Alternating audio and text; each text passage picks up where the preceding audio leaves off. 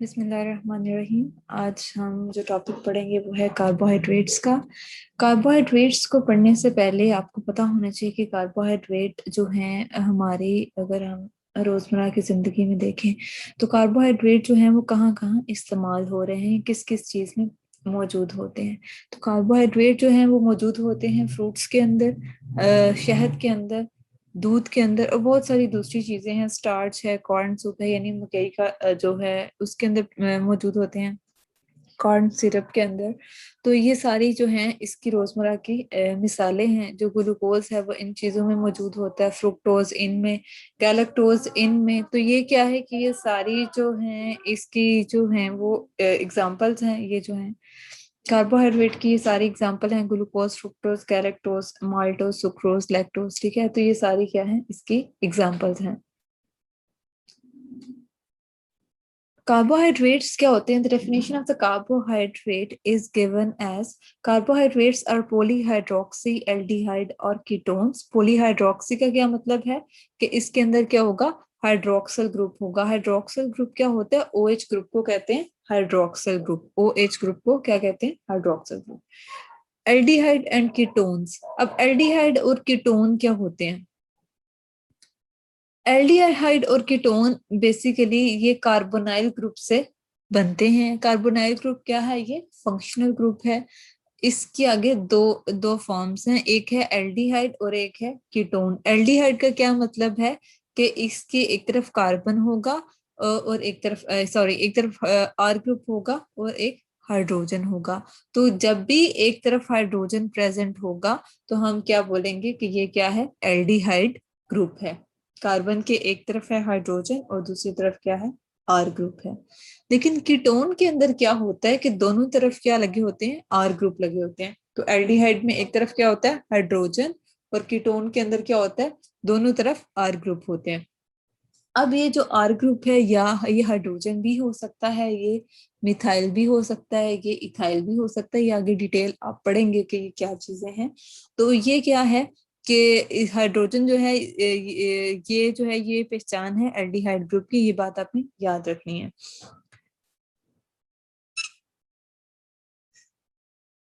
Carbohydrates are the polyhydroxyaldehyde or ketones or their complex substances which on hydrolysis give polyhydroxyaldehyde or ketones.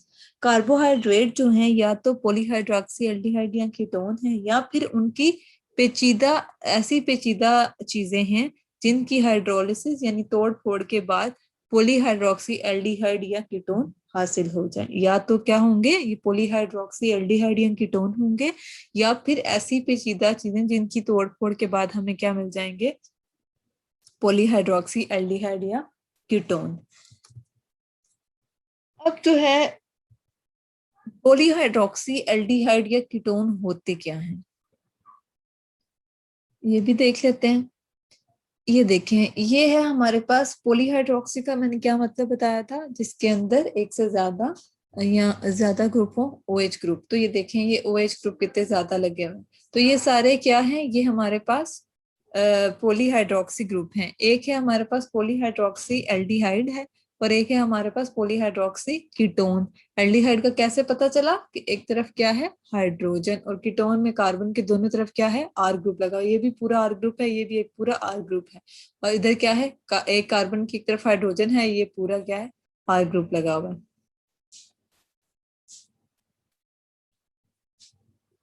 The carbohydrates are the organic compounds. They are made up of carbon, hydrogen, oxygen.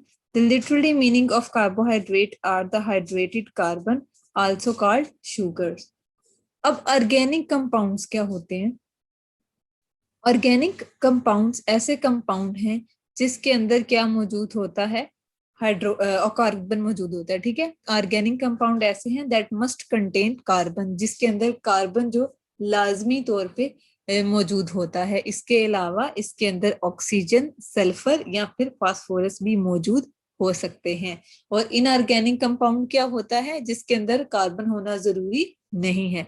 Organic compound के अंदर carbon होना लाजमी है, और inorganic compound के अंदर carbon होना जरूरी नहीं है। The carbohydrate are organic compounds. They are made up of carbon, hydrogen, oxygen. अब ये किससे मिलके बनते हैं? जैसे मैंने आपको बताया, कार्बन, हाइड्रोजन और ऑक्सीजन से मिलके बनते हैं. The literally meaning of carbohydrate are the hydrated carbon. इनको क्या कहते हैं? Hydrated carbon. का क्या मतलब है? हाइड्रेटेड मतलब कि वाटर, जिसके अंदर पानी मौजूद हो या OH ग्रुप लगा हो. Carbohydrate also called as sugar.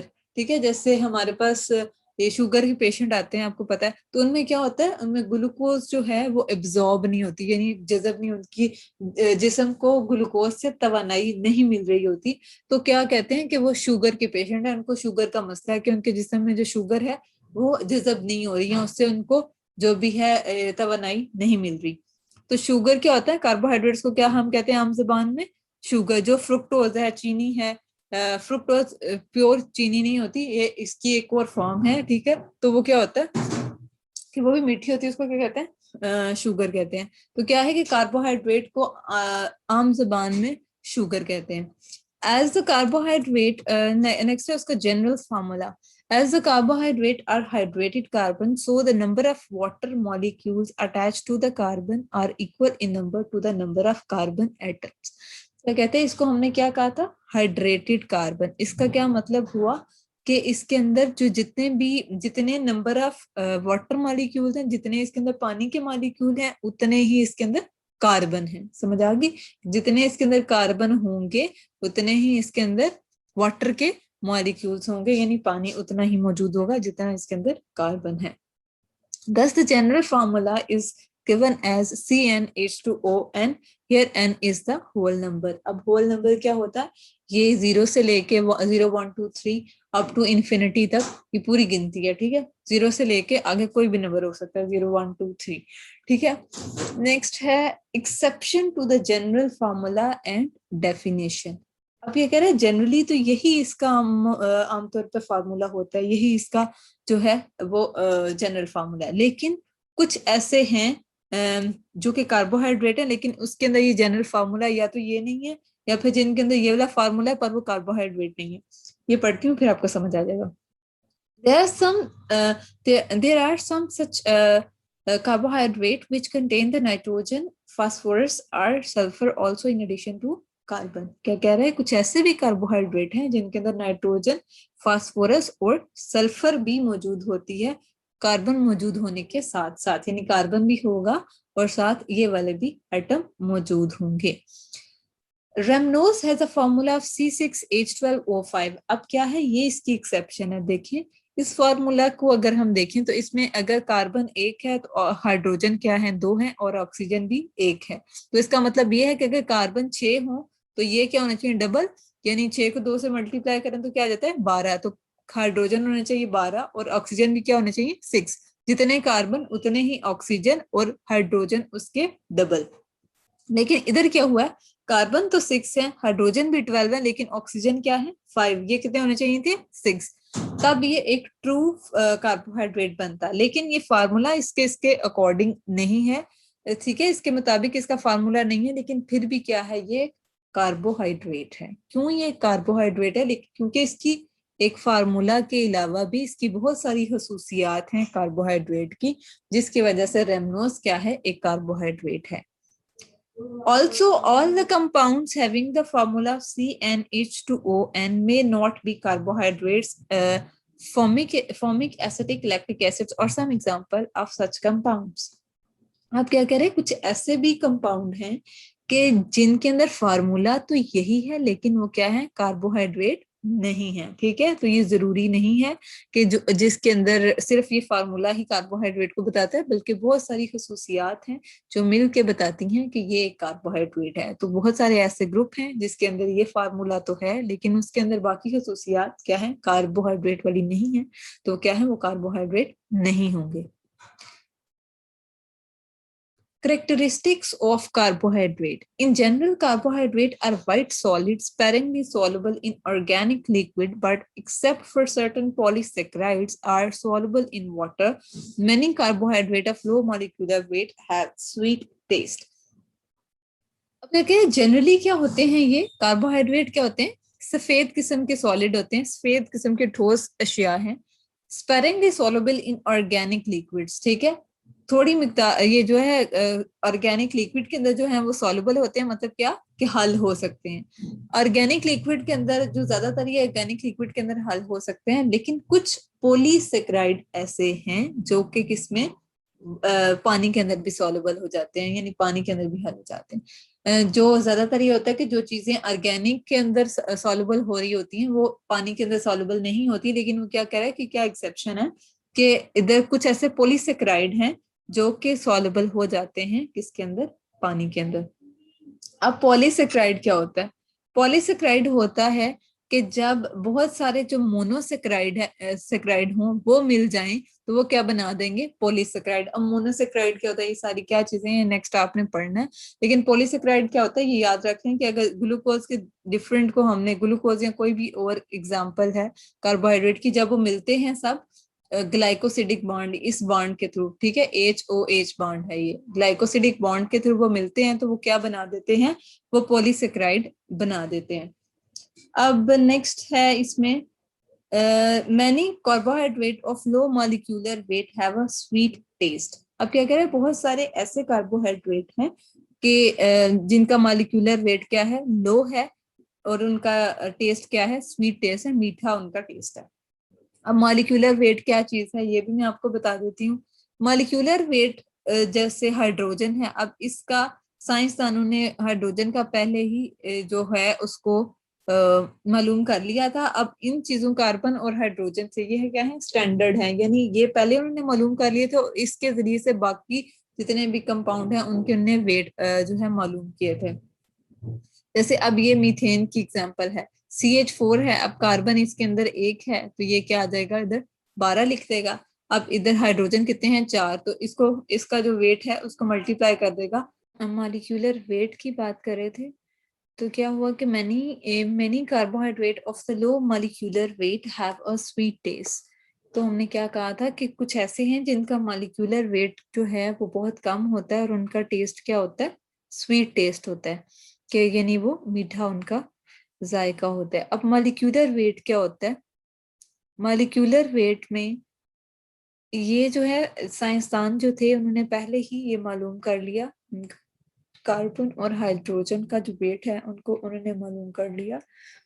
अब इनको यूज करके उन्होंने फिर दूसरे जो थे जो भी मॉलिक्यूल थे उनका उन्होंने वेट फाइंड किया। इसमें कार्बन है, कार्बन में आपके पास कितना इसका मॉलिक्यूलर वेट होता है, 12 होता है। हाइड्रोजन का क्या है, 1 है, तो इसको उससे मल्टीप्लाई किया 4 से और इन दोनों को क्या कर लिया, प्लस कर लिया, तो इससे हमारे पास किसका वेट आ गया, मीथेन का, ठीक है। अब नेक्स्ट है हमारे पास functional group of carbohydrates. The carbohydrate have the two major categories on the basis of the functional group. Two functional groups. क्या कह रहा है कि इसके अंदर जो है दो किस्म की कैटेगरीज हैं। अगर हम इसको फंक्शनल ग्रुप की बेसिस पे या फंक्शनल ग्रुप की बुनियाद के ऊपर हम अगर देखें, इसकी दो तरह की कैटेगरी हैं, एक एल्डिहाइड ग्रुप की और एक कीटो ग्रुप की। मैंने आपको पिछले लेक्चर में बताया कि एल्डिहाइड ग्रुप क्या होता है, कीटो ग्रुप क्या होता है। मैं एक दफा उसको दोबारा से एक्सप्लेन कर देती हूँ कि एल्डिहाइड ग्रुप में क्या होता है, CHO होता है, it is on the first carbon and the carbohydrate with aldehyde group is called aldoses. जो भी ऐसे कार्बोहाइड्रेट हैं जिनके अंदर जिनके अंदर CHO ग्रुप होगा उसको हम क्या बोलेंगे, एल्डोजेस या एल्डोज शुगर। अब जो कीटो ग्रुप है उसमें दोनों तरफ क्या होता है, R ग्रुप होता है, कार्बन की दोनों तरफ क्या होता है, R ग्रुप लगा होता है, और is on the second carbon and the sugar with the ketonic group are called as ketosis या कीटो शुगर। तो ऐसे जो हैं जिनके अंदर ऐसे कार्बोहाइड्रेट जिनमें कीटो ग्रुप मौजूद है तो उसको आप बोलोगे कीटो शुगर। नेक्स्ट है sources of carbohydrates. Carbohydrates are natural compounds and their basic source is plants.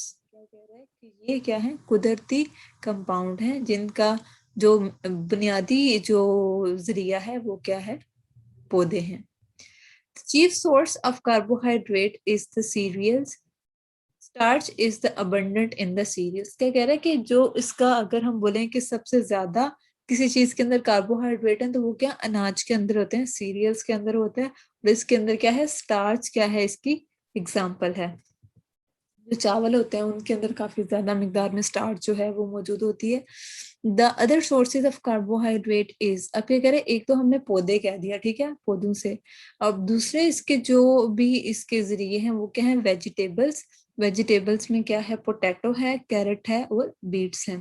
Beats क्या होता है, चुकंदर, ठीक है। पोटैटो और कैरेट का आपको पता है, गाजर और टमाटर के अंदर, सॉरी आलू के अंदर। लिग्यूम्स क्या होगा, लिग्यूम्स की भी मैं आपको बता देती हूँ, कुछ एग्जांपल आपके साथ शेयर कर देती हूँ। ये है, देखिए ये सारी क्या है, ये लिग्यूम्स है। इसमें क्या है, लोबिया है, पीनट्स हैं, ठीक है, मूंगफली और सारी ये दालें हैं, ठीक है, ये रेड लेंटिल्स, ये सारी जो है इसकी क्या है, एग्जांपल हैं। लेग्यूम्स में क्या है, पीनट, लेंटिकल, मैंने सारी चीजें आपको पहले बता दी, दिखा भी दी, ठीक है। आगे फ्रूट्स में भी होता है, ये fruits both sweet and non sweet fruit provide the carbohydrates. अब क्या करें कि मीठे और कुछ जो मीठे नहीं भी हैं उनके अंदर क्या होता है, कार्बोहाइड्रेट मौजूद होता है। अगर हम अपनी रोजमर्रा की जिंदगी में इसकी कोई एग्जाम्पल देखें तो क्या आ जाएगा, उसमें आ जाएगा सेब के अंदर होता है, आम के अंदर होता है और केले के अंदर होता है। तो बहुत सारे दूसरे ऐसे जो हैं वो फ्रूट्स हैं जिसके अंदर क्या होता है, ये मौजूद होता है। इसके अगर हम देखें एग्जांपल तो वो है, ये देखें, ये सारे फ्रूट्स हैं जिनके अंदर क्या होता है, कार्बोहाइड्रेट मौजूद होता है। ये सारी एग्जांपल उसने देखी हुई हैं, ठीक है। अब देख लेते हैं कार्बोहाइड्रेट का स्ट्रक्चर क्या होता है, उसकी क्या साख्त होती है, किस तरह का होता है। Chain are the cyclic structure of carbohydrates. Carbohydrates are both in cyclic form. Cyclic form क्या होती है, इस फॉर्म को कहते हैं cyclic form. Carbohydrates are both in cyclic form and chain forms, and they both forms are in equilibrium state. अब क्या कह रहा है कि ये cyclic form में भी होते हैं और chain form में भी होते हैं, और दोनों क्या होती है, equilibrium state में होती है, ठीक है। ये इसकी क्या है, ये आपको दिखा देती हूँ, ये है इसकी साइक्लिक फॉर्म और ये चेन की फॉर्म है। इक्विलिब्रियम क्या, कि इनकी जो बॉन्डिंग हो रही होती है वो पूरी होती है, जैसे कार्बन की 4 बॉन्डिंग है ना, तो उसकी पूरी होती है। ये स्ट्रेट चेन कार्बोहाइड्रेट है, ये साइक्लिक कार्बोहाइड्रेट है। ये देखें, अब ये इसका स्ट्रक्चर है, ये कार्बन है, ये इस साइड पर क्या लगा हुआ है, हाइड्रोजन। तो ये आपने जो स्ट्रक्चर है इसको जैसे बना हुआ है बिल्कुल वैसे ही याद करना है। अब भी आप ये स्ट्रक्चर याद कर लोगे, आगे आपको सारे टॉपिक जितने भी आगे आपने पढ़ने हैं उसमें आपको आसानी होगी। तो ये आपने इसको बार बार प्रैक्टिस करना ताकि ये आप सही तरह से इसको बना सके। Occurrence of carbohydrates. Carbohydrates are the second most occurring substance in the nature after water. कह रहा है पानी के बाद जो सबसे ज्यादा कुदरती तौर पर पाई जाने वाली चीज है वो क्या है, कार्बोहाइड्रेट्स है। And the surprising quantity of the carbohydrate can be known by considering the point that the cell wall of the all plant made up of cellulose, 50 to 80% of dry weight of the plant is due to cellulose. अब क्या कह रहा है कि किस तरह हम पता करें कि क्या बात करें कि सेल वॉल जो है ना, जो जितने भी प्लांट हैं, ठीक है, जो पौधे हैं, हमने पीछे पढ़ा कि पौधों के अंदर क्या होता है, कार्बोहाइड्रेट का ये क्या है, एक बुनियादी उसका जरिया है। तो पौधों की जो सेल वॉल होती है उसके अंदर क्या होता है, सेलुलोज से वो बनी होती है, ठीक है। सेलुलोज एक क्या है, एग्जाम्पल है, मिसाल है किसकी, कार्बोहाइड्रेट की।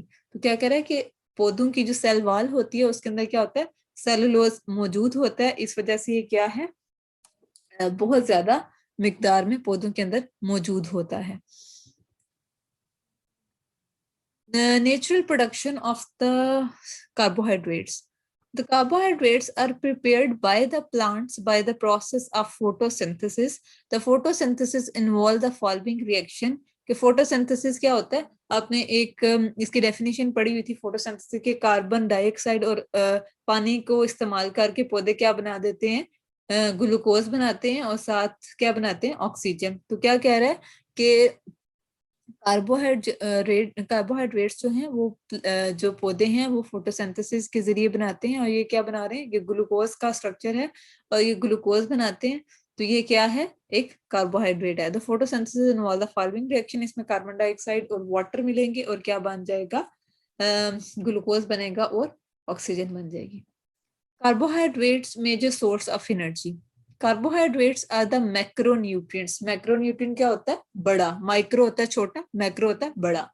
Macronutrients as 55% of our body daily calories come from the carbohydrate. अब क्या कह रहा है कि हमारे जिस्म का जो 55% है कैलोरीज का, कैलोरीज क्या है, ये एनर्जी पैकेट्स हैं, ठीक है, एनर्जी के छोटे छोटे डब्बे कह लो, ठीक है। तो ये एनर्जी क्या है, हमें क्या देते हैं, तवानाई देते हैं, और ज्यादा से ज्यादा हमारी तवानाई किससे आ रही है, कार्बोहाइड्रेट से। 1 gram of carbohydrate provide 4 calories, ठीक है। जो 1 ग्राम है कार्बोहाइड्रेट का, उसमें कितनी कैलोरीज होती हैं, 4। When the molecules are oxidized, so produced a high amount of energy। क्या कह रहा है कि जब भी कोई भी इसका मॉलिक्यूल ऑक्सीडाइज होता है, ऑक्सीडाइज क्या, ऑक्सीजन की प्रेजेंस में इसमें इसका अमल होता है, तो उसमें क्या हमें मिलता है, एनर्जी मिलती है, ठीक है। This is the principle used by the carbohydrate to give energy. क्या कहता है, हमने क्या कहा था कि कार्बोहाइड्रेट से हमें क्या मिल रही है, 1 ग्राम कार्बोहाइड्रेट से हमें क्या मिल रही है, 4 कैलोरी एनर्जी, और हमारी जिस्म को 55% जो डेली जो है वो क्या कहती हैं, कैलोरीज कहाँ से आ रही हैं, कार्बोहाइड्रेट से। तो क्या कह रहे हैं, किस तरह से हमें एनर्जी मिलती है, क्या होता है, ग्लूकोज जो है उसकी ऑक्सीडेशन होगी, उससे बनेगा कार्बन डाइऑक्साइड और वाटर, और साथ क्या मिलेगी हमें, एनर्जी। तो जितने भी कार्बोहाइड्रेट हैं उनकी ऑक्सीडेशन होती है, जिससे हमें क्या मिलती है, एनर्जी मिलती है। The process of oxidation of carbohydrate, also all other nutrients, is called respiration। क्या कह रहा है कि जो कार्बोहाइड्रेट की जो ऑक्सीडेशन होती है, इसको हम क्या कहते हैं, रेस्पायरेशन। ये उसने रेस्पायरेशन का पूरा रिएक्शन जो है वो बता दिया है। तो आज के लेक्चर में इतना ही करेंगे, होपफुली आप सबको समझ आ गई होगी।